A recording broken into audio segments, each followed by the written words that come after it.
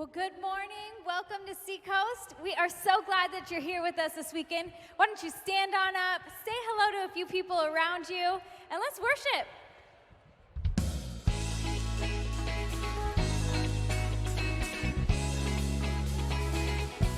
I give you my attention, all my focus, pushing off the limits. In this moment, I feel your spirit moving all around me. Come and have your way. I'm looking at the dry bones, you're reviving. There's faith inside of my soul, you're igniting. You're calling me to levels that are higher. I can see your face. When I set my eyes on you, everything else fades. When I look your way, everything else fades. When I look your way, everything else fades.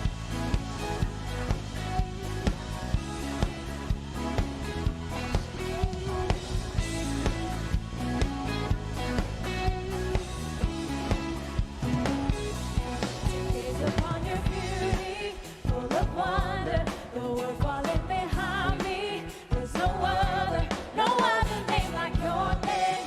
There's nothing that can take your place. When I set my eyes on you, everything else fades. When I look your way, everything else fades. When I look your way,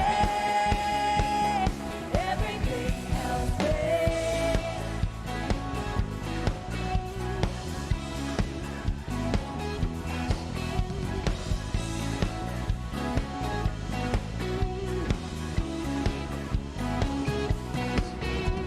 Dancing in the light of your glory, joy is awakening.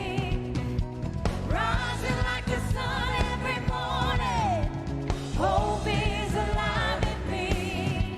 Yeah, we're dancing in the light of your glory, joy is awakening. Rising like the sun every morning, hope is alive in me. When I set my eyes on you, when I set my eyes on you, when I set my eyes on you, everything else fades. When I look your way, everything else fades. When I look your way, everything else fades.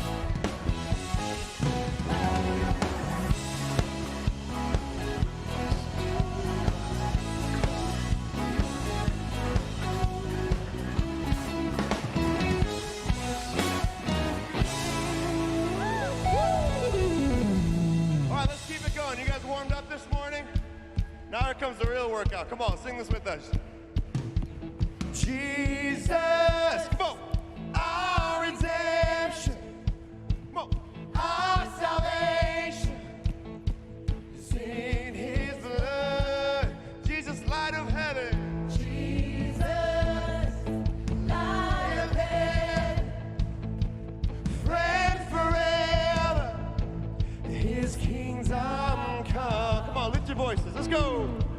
Jesus, in our redemption,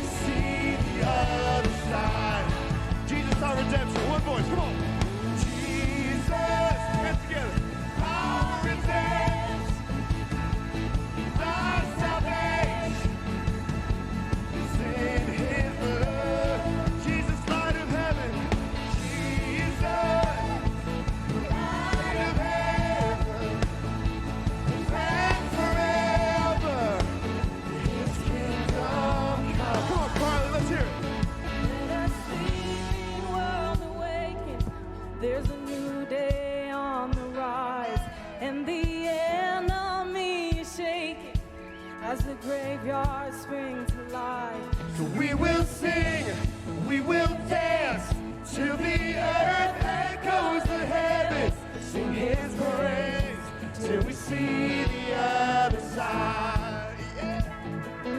Let us Sleeping world awake. There's a new day on the rise, and the enemy is shaken as the graveyard springs to life. Come on. Let us sleeping world awake. There's a new day, New day on the rise. and the enemy is shaken as the graveyard springs to life. So we will sing, we will dance, till the earth echoes to heaven. Sing his praise, till we see the other side. Whoa,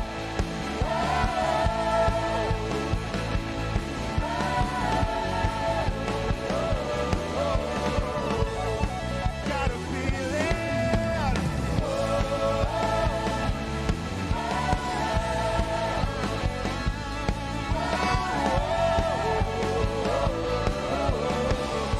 Just the voices this morning, come on.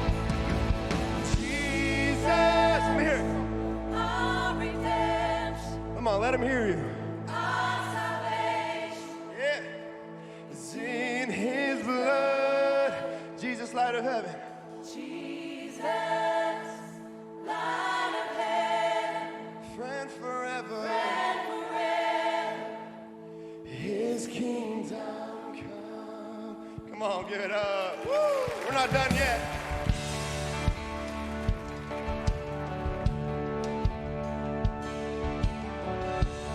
We're gonna tell the story of Jesus from that morning. Come on. Saturday was silent. Surely it was through. But since when has impossible ever stopped you? Come on, we know the answer to that one. Friday's disappointment, Sunday's empty tomb. Since when has impossible ever stopped you? And what is it? This is the sound of dry bones rattling. Yeah. Yeah. This is the praise make a dead man walk again. So open the grave, I'm coming out. I'm gonna live again. And this is the sound of dry bones rattling.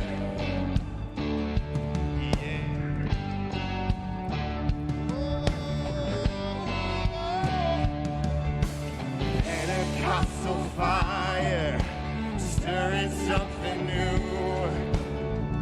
You're not gonna run out of miracles anytime soon. Yeah, resurrection power runs in my veins too. Yeah, I believe there's another miracle here in this world. This is the sound of dry bones rattling. This is the praise make a dead man walk again. But open the grave, I'm coming out. I'm gonna live again. And this is the sound of dry bones rattling.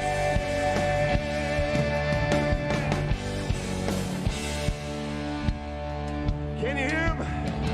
Can you hear the sound of dry bones rattling? I can feel the church coming alive this morning. Come on.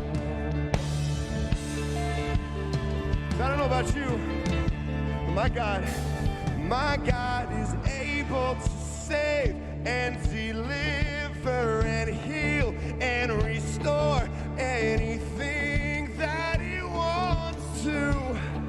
Just ask the man who was thrown on the bones of Elijah what happens. There's nothing that he can't do. Just ask the stone that was rolled at the tomb in the garden what happens when God takes the move.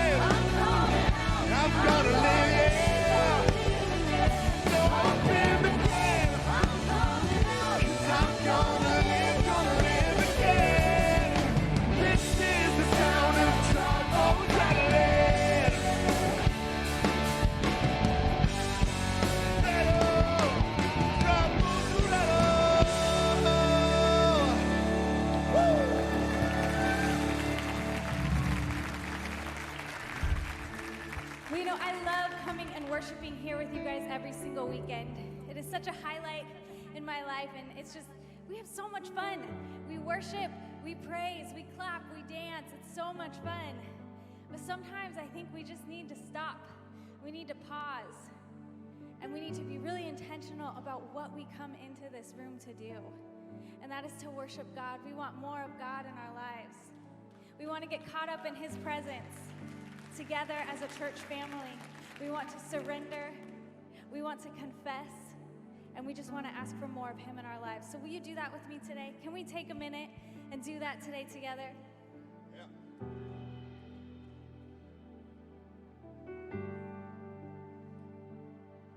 We want more of you, Jesus. I want more of you, Jesus. Yes, I do.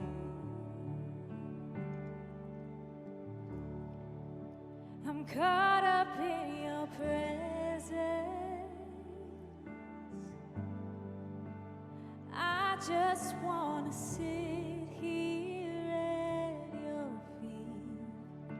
I'm caught up in this holy moment. I never want to leave. Oh, I'm not here for blessing. 'Cause Jesus, you don't know me anything, and more than anything that you can do, I just want you.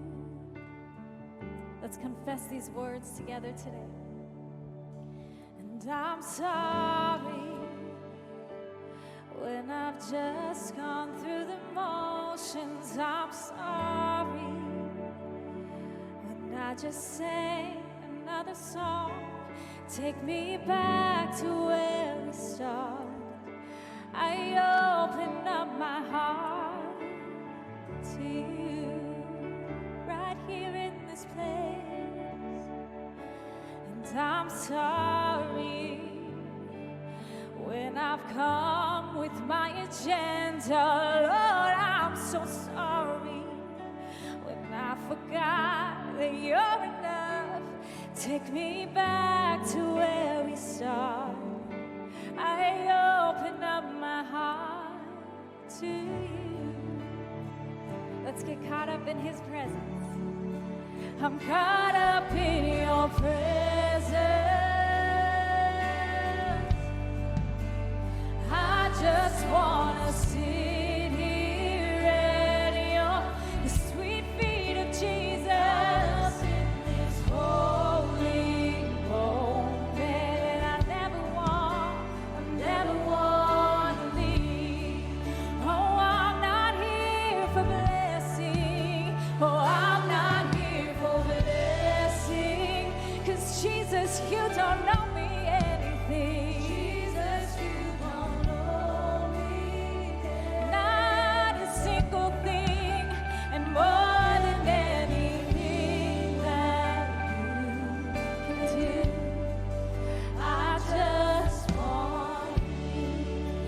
Want to declare those words. I just want you. Sing this out with us.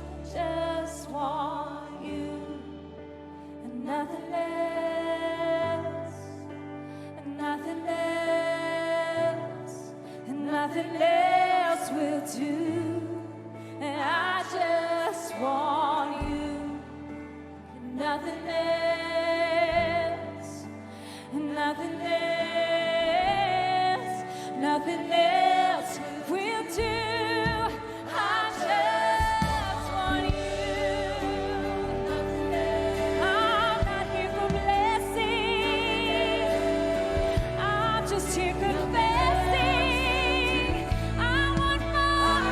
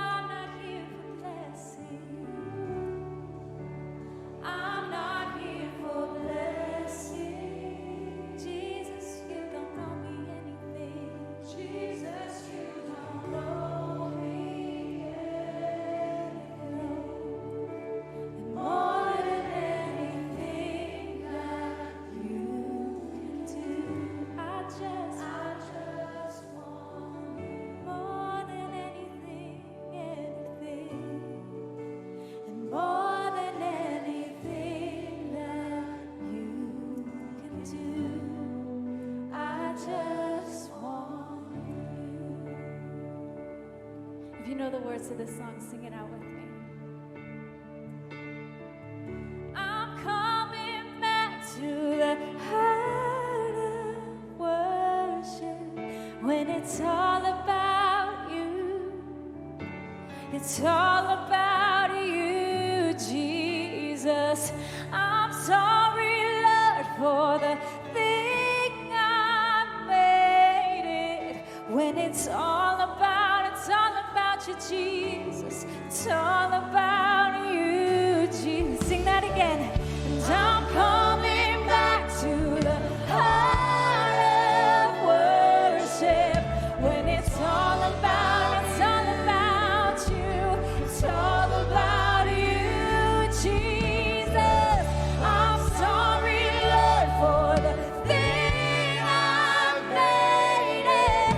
When it's all about you, yes, it's all about you, Jesus.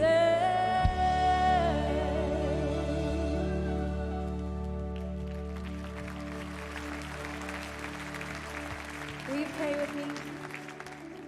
God, that is our prayer today. That just everything that we do, God, it would just be all about you. We come here today, God. We confess, we surrender, we give everything to you, God. Purify our hearts.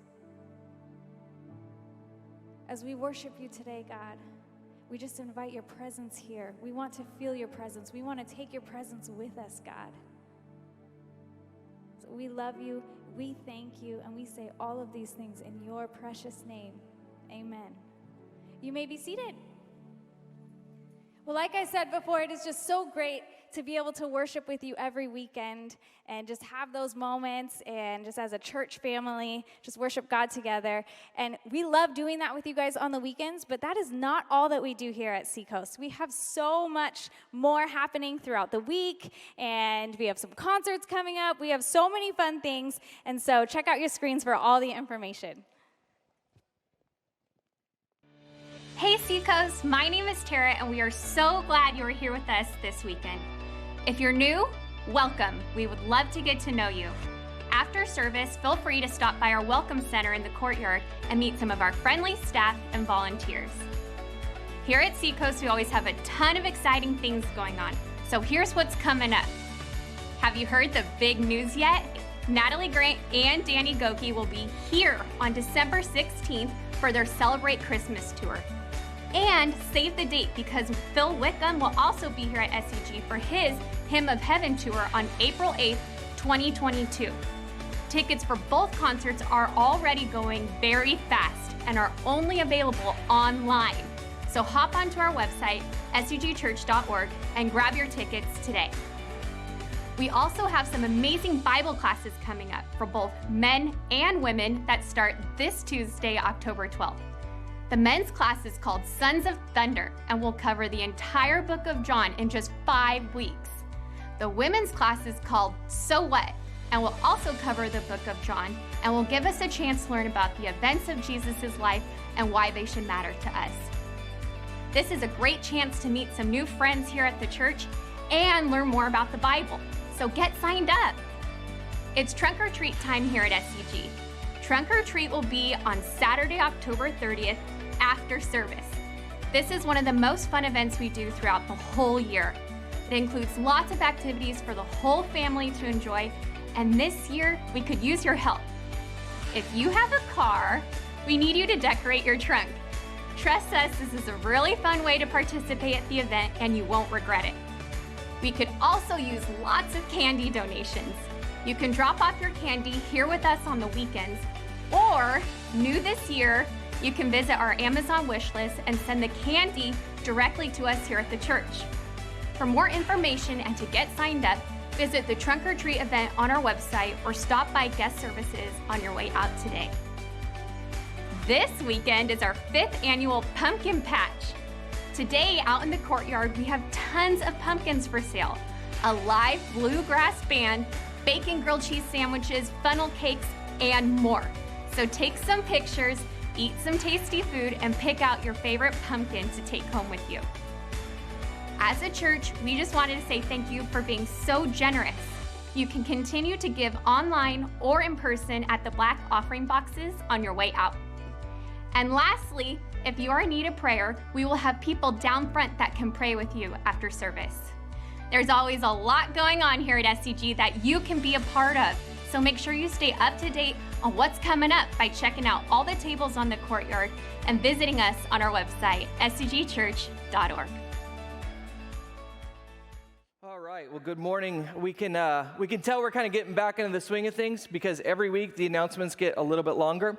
So next week, we're just playing all announcements for the entire service, just to tell you what's going on. No. Anyway, if you're visiting with us, it's first time checking us out, thanks for being here. We're glad that you decided to join us in person. Want to greet everybody online. We actually still have more people watching online than in person, if you can believe it. And so if you just want to go ahead and shame them, that's fine. I have no problem with that. Shame.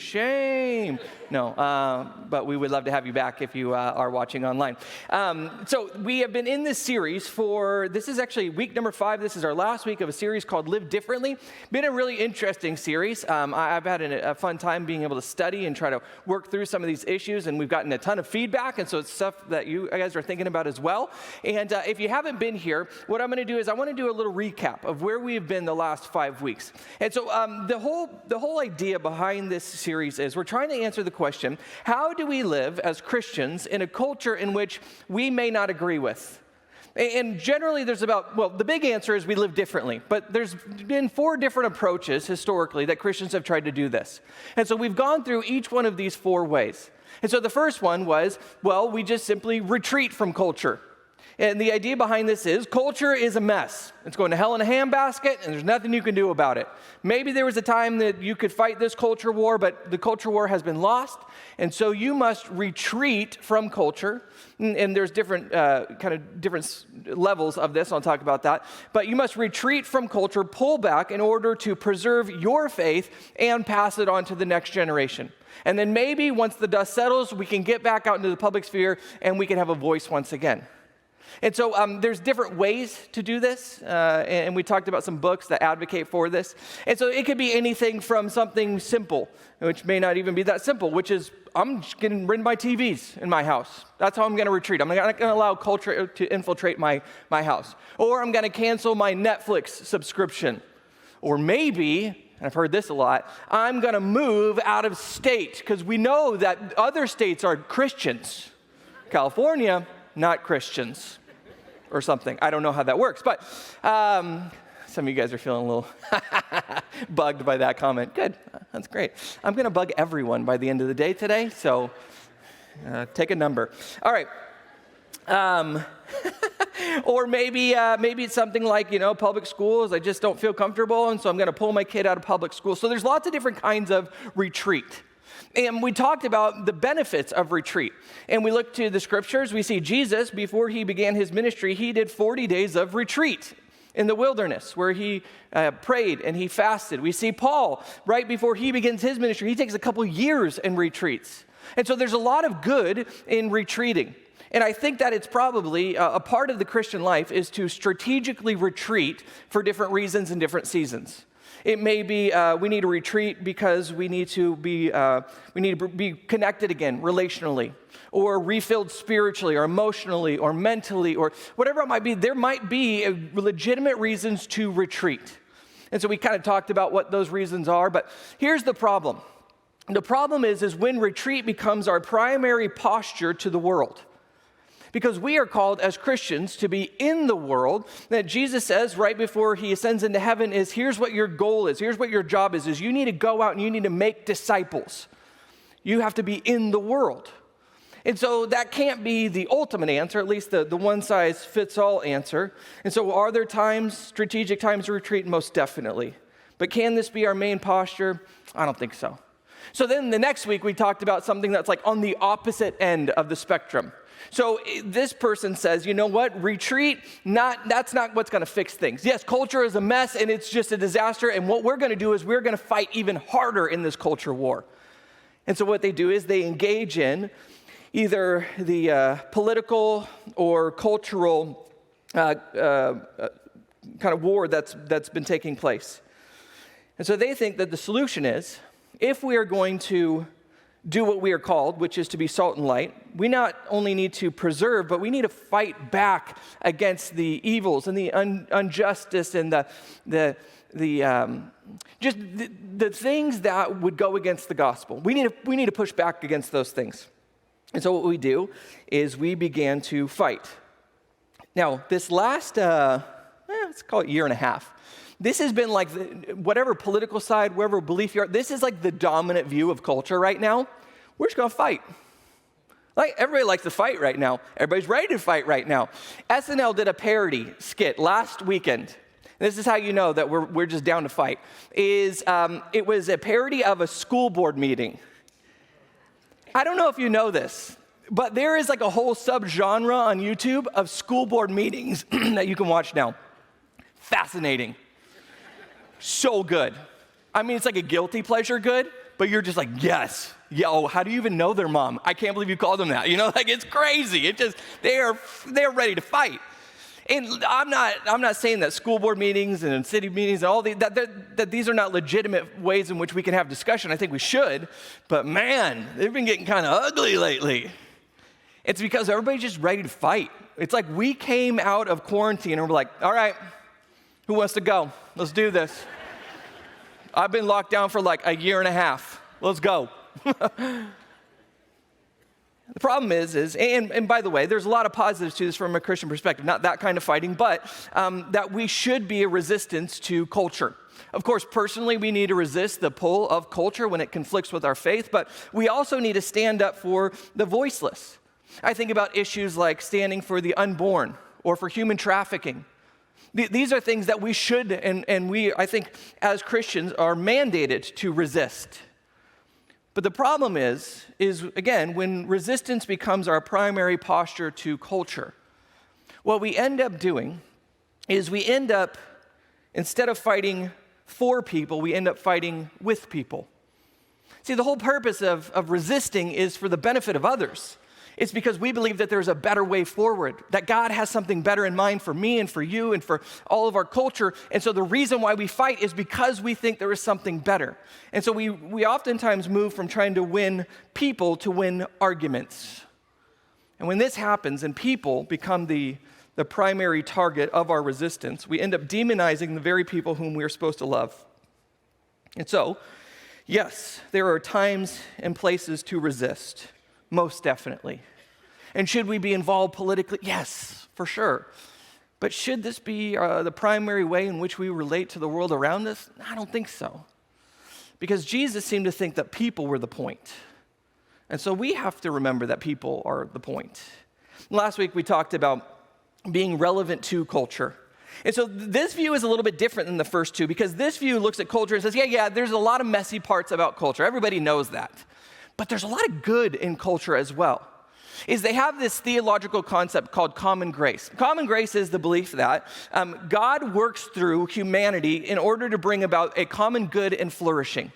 And so you can see this in art and music and entertainment and all different aspects of culture. As God is working through people who believe and don't believe in him to bring about human flourishing. It's just a good gift he gives us. So I think about my favorite foods. One of my favorite places to eat is this Indian restaurant. I've been going there for like 20 years. And we go into this Indian restaurant, and we know all the people who work there, the managers, and we try to dialogue with them and find out about their families. A lot of them live back either in India or Nepal. And here's what I've never done when I've eaten at this restaurant. I've never ordered chicken tikka masala, my jam, and garlic naan, and taken a bite and said, a Christian created this.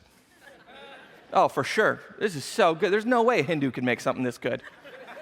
I've never said that before. I've never even thought of it before. You know why? Because I understand that God can work through people who believe in him, don't believe in him, have a different conception of him. That God works through humanity in order to bring about this flourishing. And so this view says, let's look at culture. And culture is a really good thing, or at least it can be. And so let's take all of the good things and embrace them, enjoy them, affirm them. The fruits of culture are God's good gifts to us. And then maybe we can even use them in order to point people towards Jesus. And so they would say something like, we must be relevant to culture if we want to be heard in culture.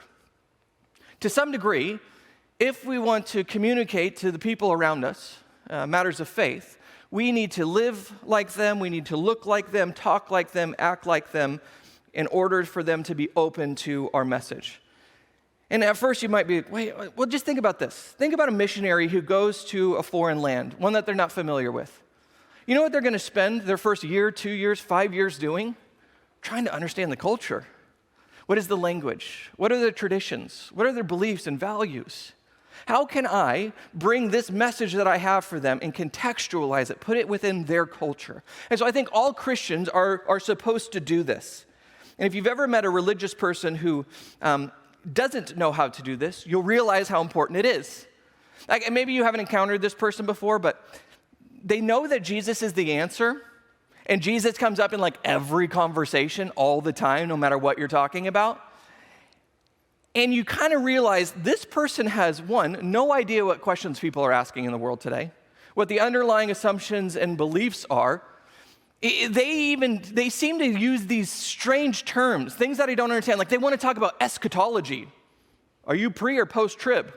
And you're like, are we talking Lord of the Rings? What is this? Some of you guys you've never even heard those words before, right? Look them up. And it's because unless we understand the culture in which we live, we're probably not going to be very successful at communicating to them the gospel message. Now, here's what I think, and this is probably true of the average Christian, and it's probably true of our church, is this is not a danger for us, is being relevant to the culture. We're pretty good at it. The problem is we end up reflecting culture more than just being relevant to it. Is the pull of culture is so strong and enticing that we end up oftentimes reflecting the values and beliefs and lifestyles of the world around us. There's not a whole lot different between the people inside the church and outside the church. There's an Instagram account. It's called Preachers and Sneakers. Great. So what it is, and I'll pick on pastors, we're an easy target, is these pastors trying to be relevant to the culture, but they're trying way too hard. Like, their outfits are like Gucci and Prada, and they've got they've got the Yeezys. It's outrageous. And then next to it says prices of everything. And these outfits cost more than my car. And you look at these and you go, okay, you've crossed the line here. You went from trying to be relevant to just simply reflecting the culture. So there's a famous Christian musician who came out recently, and he said, what we need to do to combat this is start a campaign. And the campaign is going to be make pastors uncool again. Yeah, they used my dad as the poster for it. It was crazy. I was like, that's rude. I didn't even ask him, you know? He's not even here to defend himself. That's all right.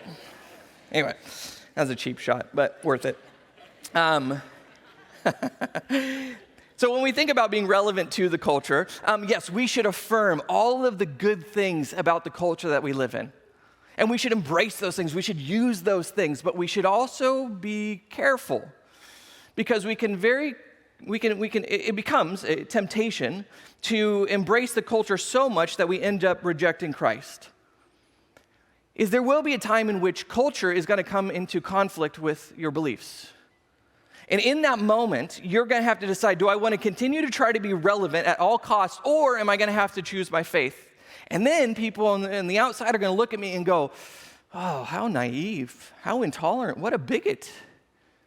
Eventually, those two are going to come into conflict, and you're going to have to choose Christ or culture. Now, the last one, and the one that we haven't talked about yet, and I want to kind of spend a little bit of time on today, is renew the culture. And the main idea behind this is all of those other views and all of those other ways to relate to culture are all about a reaction to what's happening in the world. But this view says, what if we're not just reacting to, what if we're contributing to culture? What if we have something to add to the world around us?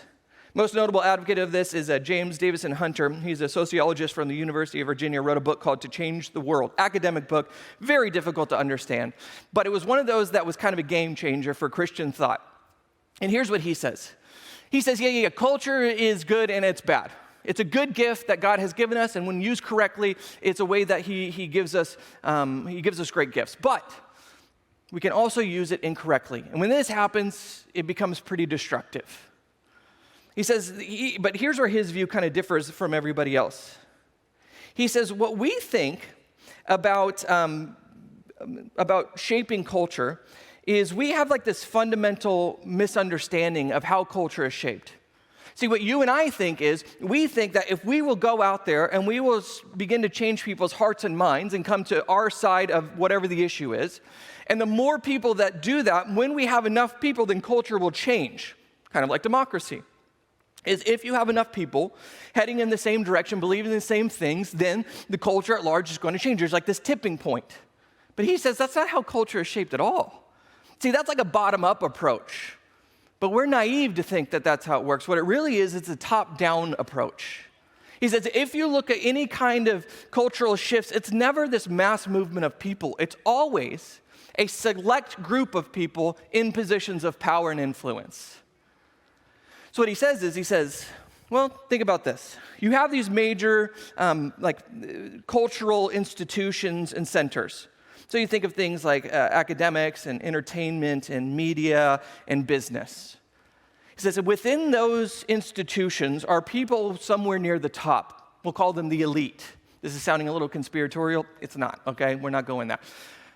He says, and within those are the elites. And what happens is when the elites create these networks where they come together and they have a view or they have a cause that they're fighting for, they will use their political power and their cultural influence in order to leverage the conversation, move the conversation forward. He says this is how culture is actually shaped. It's through the right people in the right places coming together and pushing it forward. He said, and this is the example he uses, he says, well, think about this.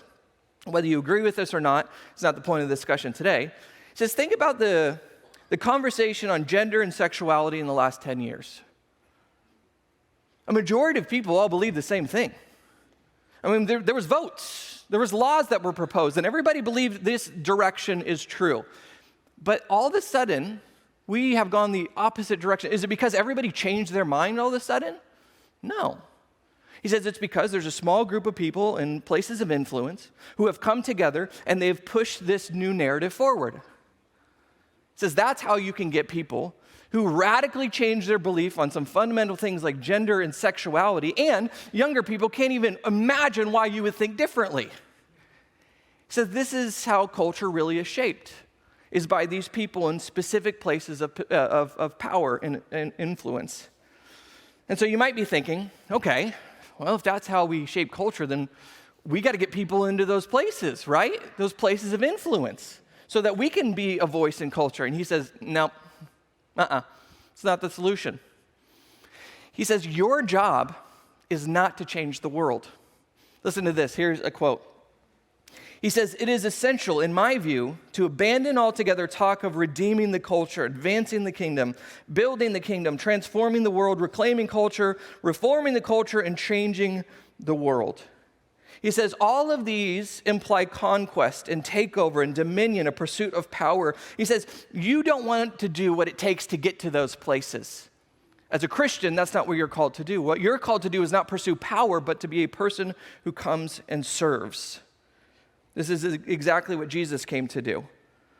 And so our job is not to change the world, according to him. Our job is simply to announce that Jesus has come, salvation is here, and a better world is on its way.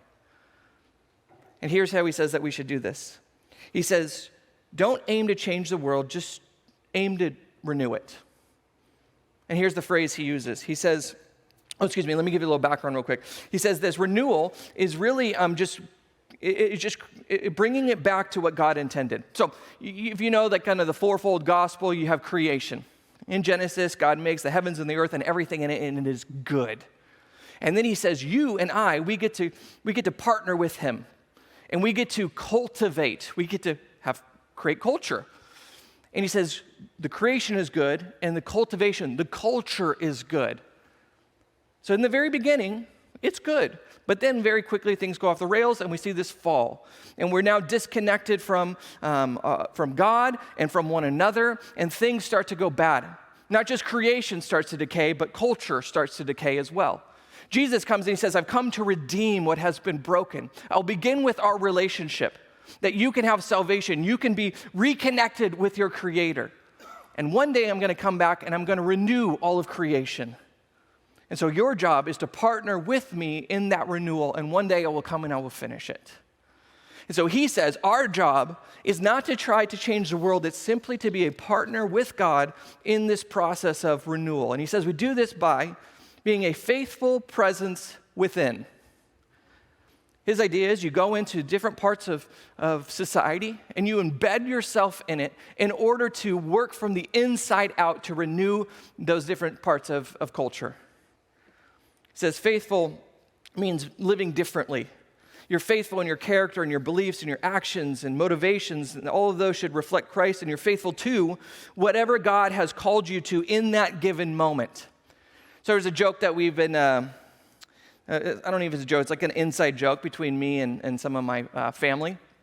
Whenever we go somewhere, it doesn't matter what industry these people work in.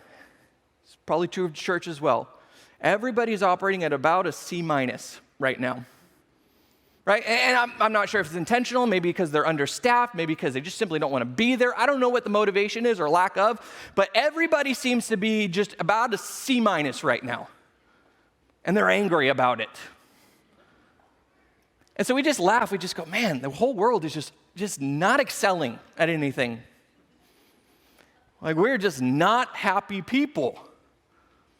And then we complain about it, and we're like, yeah, that's right, they are losers. No, we don't do that. Kidding.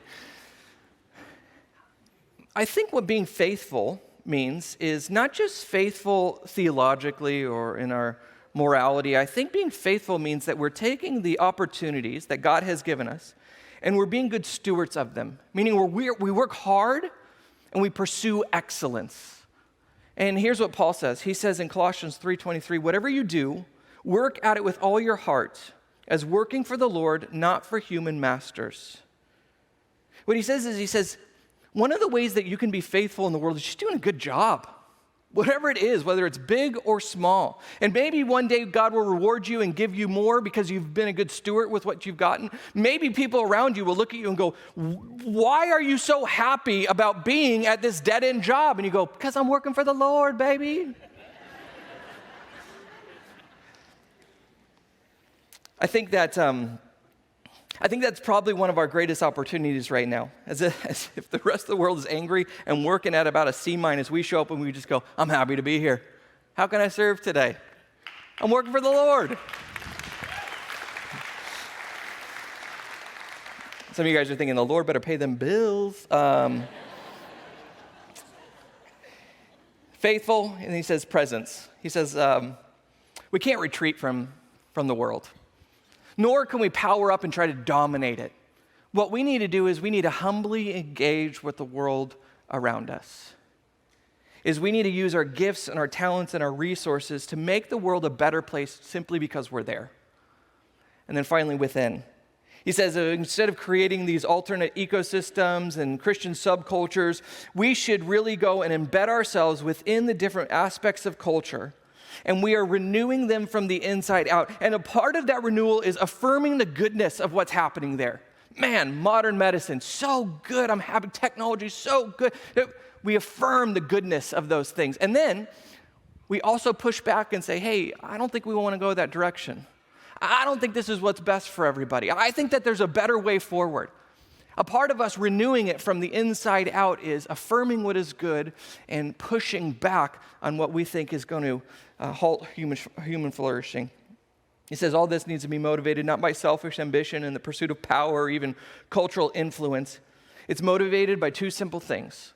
Every day, the way that we judge if we've had a successful day or not is, did I love God and did I love my neighbor? Whatever the results might be, whatever may happen, whether the world changes or not, the win for me is, have I loved God and loved my neighbor? He says, and maybe as a faithful presence within, and you do this well, you'll have some power. You'll have some influence. And maybe you can use that in order to persuade people. He says, maybe not. Doesn't matter, because that's not the win. The win is not to change the world. That's God's job. The win for you is to be a faithful presence within it. So there's a book of the Bible, and you probably, most of us have skipped over it. It's a small book of the Bible, and it's called Philemon. And it's a letter that Paul writes to Philemon, and it's delivered by a slave named Onesimus. And this letter, it's very strange if you read through it. You may even be a little bit confused because Onesimus is a slave, and Philemon is his owner. And he's delivering this letter from Paul because he has run away, and Paul has asked him to return to his slave owner. Well, that doesn't make any sense. Because, slavery was not a good thing. It's different than the slavery you and I are thinking of. This is more of being an indentured servant where you could sell yourself in to slavery for a period of time to work off some debts or things like that. But it's not something you want to sign up for necessarily. Not a good thing. And here's what Paul says in the letter. He says, I am sending him who is my very heart back to you. I would have liked to keep him with me so that he could take your place in helping me while I am in chains for the gospel. But I do not want anything without your consent, so that any favor you do would not seem forced, but would be voluntary. Perhaps the reason he was separated from you for a little while was that you might have him back forever. No longer a slave, but better than a slave, as a dear brother. He is very dear to me, but even dearer to you, both as a fellow man and as a brother in the Lord. So he sends this letter back to him and says, will you please accept your slave back? But not as a slave, as a brother in Christ, because you're a believer, I'm a believer, he's a believer, and so we should see each other first and foremost as that. And the first question that you probably ask is, well, wait a minute, Paul, why would you send him back at all? You're sending him back, why not just free him? You know that slavery is wrong. In fact, you talk about it all the time. In your letters, you talk about the dignity and worth of slaves and how they are the same in God's eyes as you are. And how those who own slaves, that they should treat them with dignity and respect. And we know that you know that they're equal. Why would you not do something about this? Why not just write a whole letter explaining why the institution of slavery is wrong? Which, by the way, Christians later would do. But Paul doesn't in this moment. See, we have to understand the context a little bit. Slavery was a powerful institution within the Greco-Roman world. And Paul was actually pretty wise, because what he knew in this moment was, I'm not going to be able to change this issue in this moment. I'm not going to be able to turn the whole Greco-Roman world upside down. So here's what I am going to do. I am going to begin to change it radically from the inside out. What I'm going to do is, yes, the ultimate goal is I want to eliminate slavery. But that's not going to happen overnight. I'm not in a position in which I can make that happen. So what I'm going to do is I'm going to begin to change how we see slaves and slave owners. And we're going to begin to see them not as subhuman or secondary citizen. We're going to see them as children of God. And what began to happen is as he changed how people thought about slaves, eventually they came to realize, oh, these people are just the same as we are. Therefore, slavery is wrong. See, what Paul does is he says, I'm not in the position to turn the world upside down right now. But what I can do is I can be a faithful presence within this moment right here. And so he begins to change the culture from the inside out. So here's kind of my takeaway. I think we all can point out what's wrong with the world, and we can all, complain about it, and it almost feels like, gosh, is there anything that we can do? Because I don't think I'm going to be able to change the world, and you're probably not going to be able to either. In fact, I can't even change my own eating habits most of the time, let alone change the world. And so, do I just give up? Do I retreat? Or should we continue the fight? Or should we just try to stay relevant too? And I think that at the end of this 5 weeks, I've come to realize that all of those are legitimate answers in the right place and the right time. All of those are needed and necessary, and all of those can be harmful if you practice them at the wrong place at the wrong time.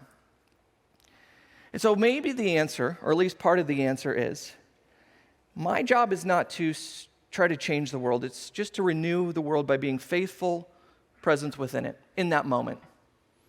Being a faithful presence at work and in my family, in my neighborhood, in my relationships, whatever moments that God puts in front of me, maybe I'm just supposed to be just faithful in that moment. Maybe that's what the win really is.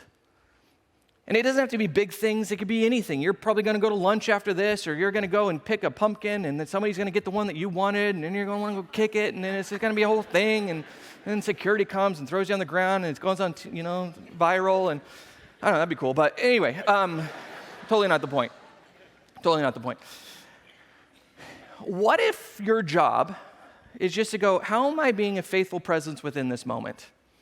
As I'm fighting traffic, or as I'm having a conversation with a waitress, or as I'm hearing one of my friends, talk about what's going on in their life, maybe my job is not to just go out and try to fix all the problems. It's just to be a faithful presence within this moment. I was at lunch with a friend this week. We highlighted his story a while back. He takes in kids who are in short-term foster care. It's called Safe Families. And we highlight a story about a boy that he has taken in and been able to help kind of influence and partner with his mom in order to create a safer environment for him. And eventually the kid went home, but then they kept getting phone calls that there's some issues at home, and so the kid needed to come back, and they were happy to welcome back. And this process, ever since then, has just been going back and forth, back and forth. And he said, man, I'm just so frustrated right now. Like, we love this kid, but we just don't know, what are we doing here? Like, why are we doing this? I'm driving back and forth, pick up, drop off. Are you staying there? Are you staying here? He can just come live with us. We're fine with that. But it's just a mess right now. I don't understand what we're doing. And I said, it's funny you say that, because I kind of read this book this week, and I'm going to talk about it this weekend, and there's this phrase. It's to be a faithful presence within this moment. And so maybe you don't get to determine how this all ends. Maybe you don't know what the plan is and what the next steps are going to be. Maybe your job is simply to say, all right, how can I be a faithful presence within this moment? Is it picking them up, taking them into practice, letting them sleep over tonight, taking them back home? Okay, then I'm going to be a faithful presence within this moment that God has placed in front of me, even when it doesn't make sense, even when I can't figure out what the plan is. And so here's kind of the thread, I think, that goes through this whole series, is we're going to have to navigate wisely these different circumstances and situations of how we should interact with the culture around us. But the common thread is this: I have to simply keep being faithful. If I can just keep showing up and keep being faithful, I believe that God is going to give me those next steps.